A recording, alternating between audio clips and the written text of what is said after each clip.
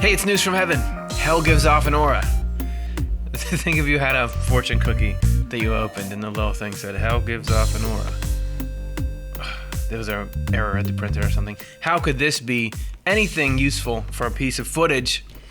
But, there's no but. Actually, that is what this show is about. No. Don't you want to know where the dark side of human nature comes from? Aren't we constantly baffled by the fact that we're in this world and it seems like there's an obvious goal of health and safety and well-being for everyone, and there should be natural altruism, but then there's all this complex, dark, negative stuff that comes in. Could it be that we can learn about the source of that today? Like and subscribe. Also, check your mind because what we're hopefully looking at here is this hell aura reported by Swedenborg, in his spiritual experiences, is the very same thing that we talk about the dark clouds of the mind in this show. The stuff that is constantly attacking you from within, trying to get you to be in whatever negative state yours happens to be, whether it's guilt or fear or shame or rage or disquiet or discontent, all this stuff that makes unnecessary suffering, unproductive suffering. Is it true that there's something that's radiating out, that sort of bankrolls that whole thing? And can we introduce some truth about that that'll blast it away? That's the game, and that's the whole point. You can follow along for free. Download Heaven and Hell. It's a PDF. You can click the link in the description and read along with us. We're going to start at number 538 today, and it begins with Swedenborg recounting, the first-hand experience. I've sometimes been allowed to sense the aura of malevolent falsity flowing out of hell. So, we've got hell, right? Hell is here, and there's some kind of aura, and not just any aura, but we already know the substance. There's an aura of malevolent falsity. Oh, it's kind of hard to do that same motion when I get around this way. Muscle twitch. This aura radiates out. It was like a constant effort to destroy everything good and true, united to anger, a kind of rage at not being able to do so. Okay, how can you not be interested in this?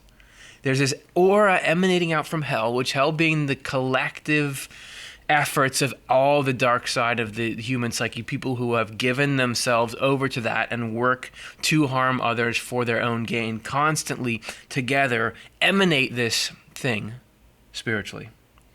And look at the nature of it. So first of all, we've got malevolent falsity.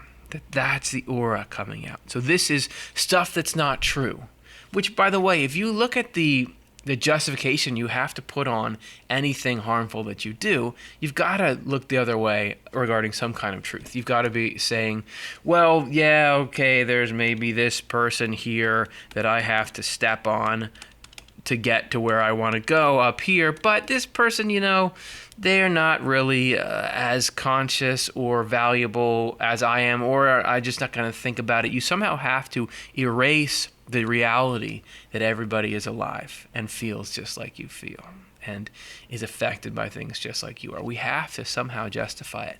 Malevolent falsity, that's why evil loves malevolent falsity, because it gets it so that we can get past any kind of conscience we might have that would hold us back. So you've got this malevolent falsity rocketing out from this core evil, which is just a desire for domination. Yikes. But then it's like a constant effort to destroy everything good and true, and a kind of rage at not being able to do so. So if you think about everything that is good and true, let's say this is a person, or maybe it's a baby, something that you really can agree, this is a wonderful, beautiful thing. Maybe we've got love over here, like true love between people, the desire to help. Maybe we've got some form of truth, some information that really can liberate people. Hell is burning up with a desire to do this stuff in. And isn't that interesting? What is the core? This rage against life that can take over human beings. What is the core of that? The core is the desire to destroy everything good and true, and being furious when, let's say, they meet some kind of resistance, where there's a protection here. There's this anger that explodes out when it doesn't get to do. So it's really just this out of control kind of beast emanating up from hell. Especially, check this out, especially it was an effort to destroy the divine nature of the Lord. Why the divine nature of the Lord? So we'll stop mid-sentence there because that answers my theoretical question. It's an effort to destroy the divine nature of the Lord. So here you have the Lord. Look, could anything be more beautiful than this? Look at that. It's got a little like Superman hair, the Lord does.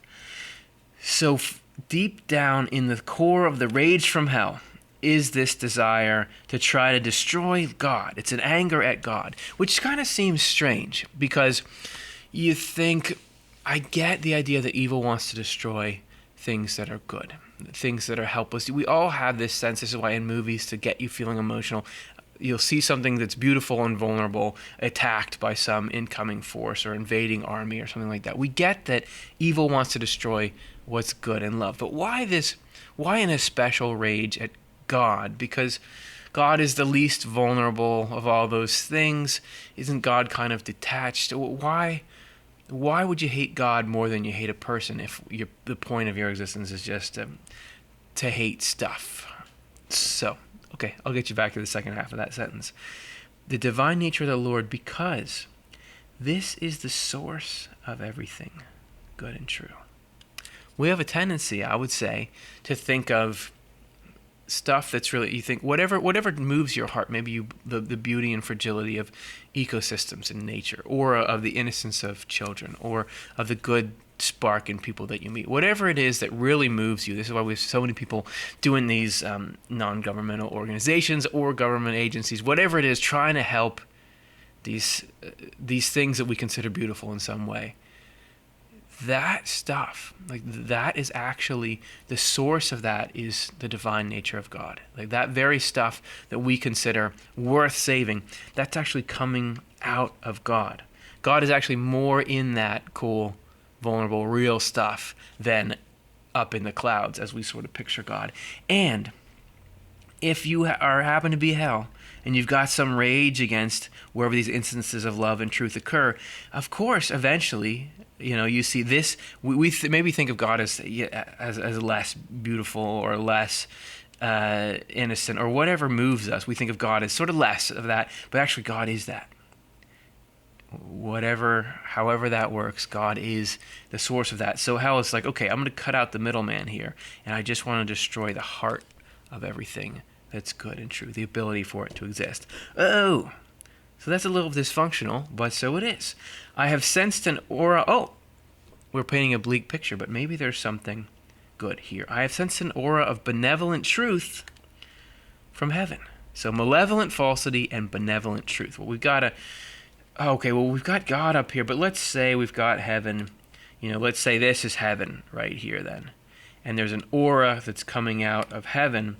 Let's say green is a good one for benevolent truth. And it's got its own aura of benevolent truth that's reaching out and supporting all of these things. All right? Though benevolent truth from heaven, though, that served to restrain the rage of the effort rising up from hell, which yielded an equilibrium. So somehow, I'm having a little trouble with my document scroll here. Somehow this aura of benevolent truth, which is interesting that you'd think the truth can't be benevolent. It's just the truth just is what it is. Doesn't the truth hurt? But because actually the nature of reality comes from this divine human of the Lord that's so beautiful, and I was going on and on, hyping up a minute ago, if that's the force that's organizing reality, just to uncover what reality is benevolent to things good and true, because that's the way things are set up. The truth is good. The two can't be separated. So somehow this benevolent truth, this uncovering of what is actually going on, can get in and restrain and neutralize. Maybe this is where these shields came from in the first place, this rage coming out of hell. I perceived that the sole source of this aura was the Lord, even though it seemed to be coming from angels in heaven.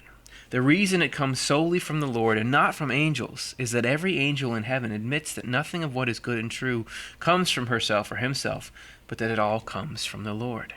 So even though it would seem like, what's protecting me? And if we get down into the darkest places in our life, and it can seem like, okay, let's call angels, like spirit guides, beings of light, people who we love who have died, we call them, like, help me out. And it can really, at times I've heard people that absolutely helps them, or just even picturing that person, whatever it is you think, yeah, there's all these. Remember, we have these circles here, but these are people, right? So heaven is this assemblage of people who are loving and wise. Hey, you and I have an invitation to go there should we want to love what's good and true and act towards that. And then hell, all this stuff here is an assemblage of people who are bent on what's evil and false, right? So it seems to us that it's this love and this benevolent truth is coming out of these angels, streaming in and protecting. But the angels will be the first ones to tell you that this really comes. This is the Lord coming through. And what is it to be an angel? It is to be a channel that effectively allows the Lord through. Notice that God actually can't circumvent and just go directly. God has to go through the means, which are people who have freely opened up to it. So the angels play this amazing semiconductor role. What is a semiconductor? What's the difference between a semiconductor and a full conductor? I'm out of my depth, which is fairly shallow. This is the role these angels can play. They can move in and make this happen. And they don't mind being part of a system rather than the origin of that. Actually, they love that. That's what pumps them up. All the power in the spiritual world belongs to benevolent truth, and none whatsoever to malevolent falsity. Okay, that's weird. This is confusing to me. Because, first of all, look how powerful this malevolent falsity looks here. But second of all, if we go back to what it's like in the mind, does falsity and evil have power in the mind? Do these dark clouds have the power to get us down? Does it not often seem like there's more power in there when the rays of light are almost smothered out that are trying to tell us it's okay? There are all kinds of evil stuff that happens because of this malevolent falsity. So how is it that all power in the spiritual world belongs to benevolent truth and none whatsoever to malevolent falsity? I like it. It's what it should be. All power belongs to benevolent truth. If you look at these two things. These two things are not like each other. To love people and joy and the freedom that comes from the truth, and to want to just destroy those because it causes suffering, these two things are not the same thing. These are not equal things. You wouldn't want them to have equal power. I feel like I've said this on a previous episode. It sounds like the kind of thing I would say. But I think it's true. Like, you wouldn't want that. But how, this is what should be, but how I don't even know if he's going to explain it here, but let's see. The reason all power belongs to what is good and true is that the essential divine nature in heaven is divine good and divine truth, and all power belongs to the divine. So, up here, goodness and truth are what compose, just like carbon and other stuff compose your body. Goodness and truth, what does it matter in energy in a spiritual sense? Whatever it is, that's what composes the divine nature. Malevolent falsity has no power because all power belongs to benevolent truth, and there is no benevolent truth in malevolent falsity. This is why all the power is in heaven and none in hell. Everyone in heaven, here's a killer definition. Everyone in heaven is focused on what is true for the sake of good, and everyone in hell is focused on what is false for the sake of what is evil.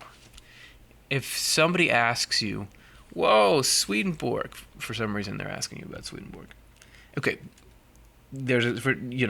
it's been mentioned for some reason they're asking you about Swedenborg. I know it would never really happen. And they say, oh, Swedenborg, doesn't he talk about heaven and hell? What does he mean by heaven and hell? This is what he means. This is a great summary. What is heaven and what is hell? To be in heaven is to be focused on what's true for the sake of what's good. So, for the sake of what is good is the purpose. Goodness is wanting to help conscious people be happy, to reduce suffering, to increase happiness. That's the end of everything that's good, and to get there, focusing on the means, whatever truth you need to get there and solve problems. To have that be the thing that runs your life, that's heaven. That is the core of heaven. Sure, it creates, or it's manifest in the spiritual world into a place where you live after death. It's got all this amazing stuff in it, but that's the core of what heaven is, and we can be participating in that now, right? What's hell? Everyone in hell is focused on what is false for the sake of what is evil. So, to some evil aim, and how do I bend the system so that I can do that and get there? That's what hell is. Okay? This is because, everyone's like, thanks, we didn't ask you for a definition in the first place. This is because no one is let into heaven until she or he is focused on what is true for the sake of good, and no one is cast into hell until she or he is focused on what is false for the sake of what is evil.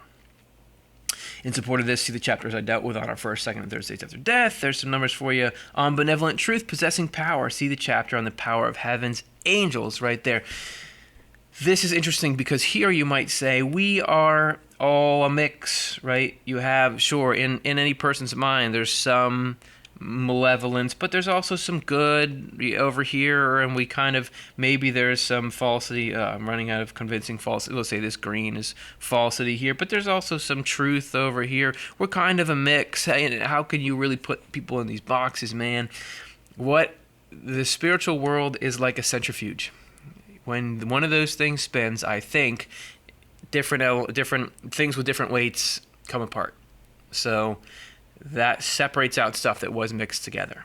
In the spiritual world, if you have all this stuff jumbled up in your mind, it makes you miserable, because there, even more than here, you can't act one way and be another way without it just causing all kinds of havoc for you. So you get to there.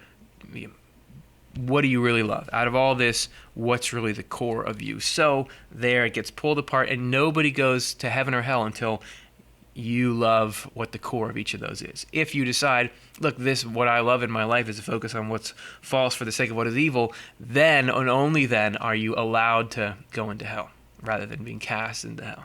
And in heaven, you can say, oh, I want to go into heaven. I want to, I want the climate there. But it's only when we are focused on what's good for the sake of what's true, and really get clear about that. That's the whole world of spirits is the centrifuge part. That's when we go in that direction. And at this point, I'm sure some of you have walked out of the room. No, not switched the video, but walked out, because you've been so upset that I was all setting up like, wait, which of these is more powerful and why? But I didn't really give a convincing answer as to why does divine truth have all power when falsity can seem so much like it's causing havoc in our lives. I think it has to do with temporary versus permanent, and that falsity and evil can cause pain, but not harm in the way that they think they can.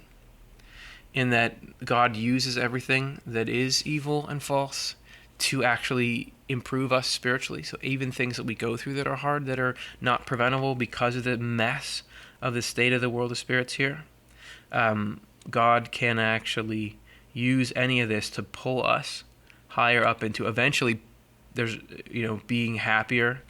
I'll put an H for happier than we would have been if that had never happened, and happier permanently. That in the end, there's no ratio between what's infinite and what's finite. So that works out. And also, Swedenborg at other times gives a definition of spiritual power as being the ability to help someone. So it could be that categorically he's saying that thing that you're doing where you feel like you're getting your way, but you're wrecking things, it's not actually power, especially because you are actually a pawn in the greater game, which is to try to sort out goodness and truth from evil and falsity. Also, you can check this thing out here if you want to learn a little more about that. So, great. There's a good non-answer. This, then, is the balance between heaven and hell. People in the world of spirits are in this balance, since the world of spirits is halfway between heaven and hell. So, if you have these two here, right here in the middle, just like Bob Ross, right here in the middle, you're going to have the world of spirits. So, caught up in between these two forces. So too, we in the world are kept in the same kind of balance, since the Lord governs us in the world by means of spirits in the world of spirits, a subject I will deal with below in a separate chapter. Oh yeah, by the way, to the side here, that's us, the blue planet. we're hanging out in this same spiritual time zone. Not a good analogy. This kind of balance would not be possible unless the Lord ruled both heaven and hell and regulated both. Otherwise, malicious falsity would cross the boundaries and affect the simple good people who are in the outermost parts of heaven, people who are more easily misled than actual angels. This would destroy the balance, and with the balance would go our freedom. The human race is dependent on this freedom to survive. I think we made this point before. Couple of interesting thoughts here. One, it's cool because I have a bully pulpit here, I can say that this thought is interesting, and it's very hard for you, except in the comments later, and I won't read them. Just kidding, I will. To say it's not interesting, but I think it's interesting. These are the two thoughts that I think are interesting. One is that what hell is trying to do, this aura of malevolent falsity, it's trying to destroy everything good and true and destroy the balance because it's trying to deceive some people who are a little more vulnerable in the heaven situation. It would destroy this equilibrium and freedom, which would eventually destroy all the people in hell. That hell is completely nonsensical. This is why it's false for what the sense of what is evil is. That God actually, in this whole mechanism, is protecting everybody who is in the state of hell as well, because they don't know what they do, to quote the Bible. You don't that mindset, and maybe you've been in it before, this just kind of lashing out. There's no strategy to it. Even if it thinks, oh, I'm going to get what makes me really happy in this moment, in the end, you're destroying your own future as well as everyone else's. And interesting that you think, oh, this aura of malevolent falsity, if only we could get rid of it. That it's just like everything negative is serving a balance, that it is helping to make it so that this equilibrium can exist. God can work it so that it does that as well. And, I don't know if that becomes any kind of comfort here, but to realize that the clouds are part of this balance doesn't mean the equilibrium can't shift, and it can't be that those negative things get quieter and the good things get better. Remember the power of benevolent truth, and hopefully we're picking up truth in these episodes here, that can certainly shift the whole equilibrium down so that it's more bright and there are just a couple shadows down here. But just know that there is this whole thing up here. Don't forget about God, who is goodness and truth. Don't forget about heaven, who's rooting for you. And when something comes up and why am I feeling this way? Why am I having these crazy thoughts? Why am I feeling so much despair? Rather than there is something that's totally wrong with me, just know, no, it's just the aura. I mean, hell comes in. We've got a polluted environment spiritually. That comes in sometimes. Just know the weather will change. Things will be better as they go forward. That's the news from heaven. What do you think? How do you like the aura from hell as a topic for discussion? Let me know in the comments. We'd love to hear from you. And how do you use this in your life to make your life better? Is this some benevolent truth that somehow helps you? We need to know that in the comments, because that way we know if we're doing the right stuff, making these shows. Like and subscribe. We appreciate it very much. And we'll catch you again soon. Thank you.